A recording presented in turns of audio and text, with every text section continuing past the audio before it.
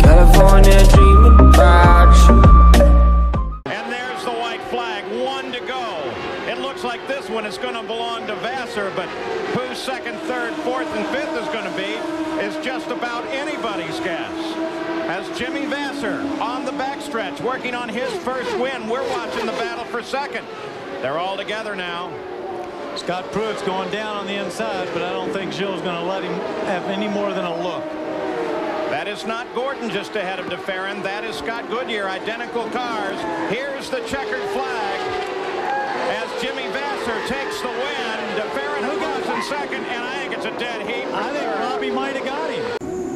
You mentioned Joe Montana. It's funny, back in that brief rain shower we had when so many teams were trying to decide, should you go to the rain tires, stay on the slicks? Joe Montana was the only unflustered, unruffled guy down here. He was walking around, wasn't looking for cover, didn't need an umbrella. You could almost see him saying, hey, what's a little sprinkle to a guy who used to play for the big bucks in the rain? He's got another winner here going today, no question. So as Alex Zanardi starts his final lap, we'll continue to track those battles behind the lead of the race. And Zanardi looking for his very first win in the IndyCars, comes out of Formula One. Has a faltering start in the first race of the season, sits on the pole at Rio, and finally looks for a win. There's second place. And third place, Christian Fittipaldi with Al Unser Jr. well back now. None of the top four in contest. Parker Johnstone sits in fifth position, followed by Ray Hall, then Ribeiro, then Mark Blundell, then Stefan Johansson, and Robbie Gordon. But here's the man of the hour as he makes the final turn around the carousel here and on to the main stretch. And Alex Zanardi, as he looks ahead,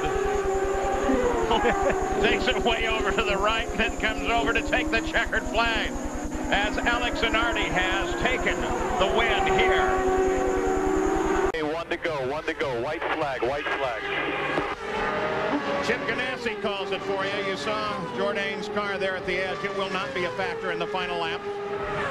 Order remains the same. Montoya, Franchitti, Herta, Fernandez, Fittipaldi, Gil DeFerrin. If you're in this position, Paul, you're just going, come on, baby, keep running. You really want to be very clean here. You break just a tad early, give yourself just an inch off the wall, but not too much. You can't get off the racing line. He has the time, 2.2, as they went under the white flag separation, Montoya to Franchitti.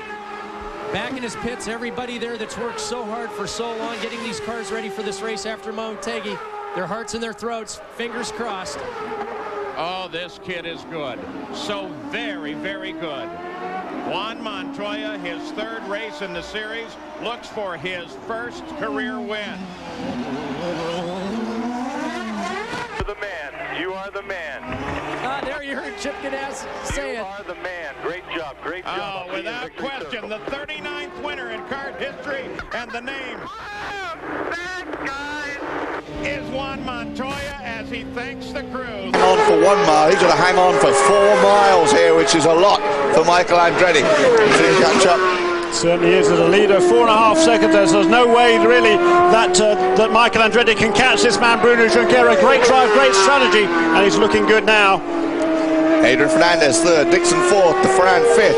Now DeMatis sixth, Castro Neves seventh, Tagliani got up to 8th, Carpentier ninth, and Oreo Servia is now running in 10th. There's Michael. Look how close he is as they come down, shooting down to turn 5. He made up a lot of ground there. I don't know if Bruno's conserving fuel.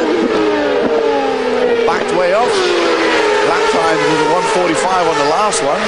Here's a whole gaggle of cars. We could see some wholesale position changes here. Down to the inside in turn 5.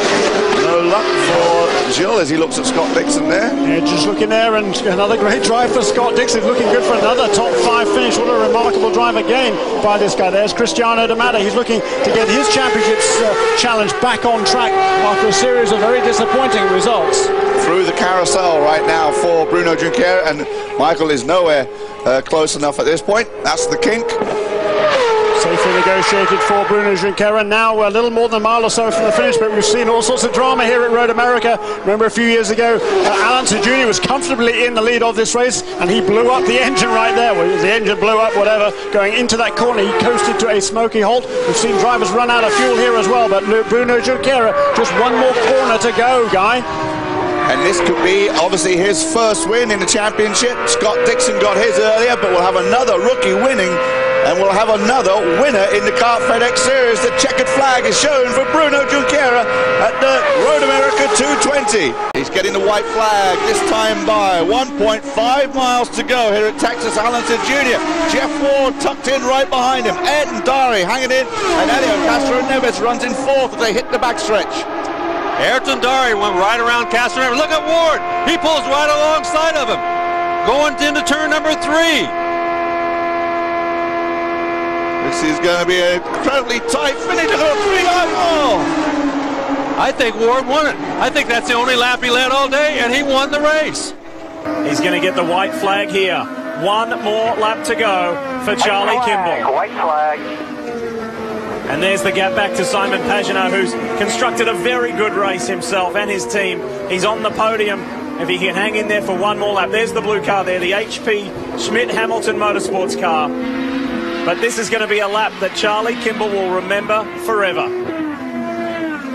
We've had 3 first-time winners this year in the championship. James Hinchcliffe, Takuma Sato, and Simon Pagenaud. And in half a lap's time, we're going to add a 4th to that.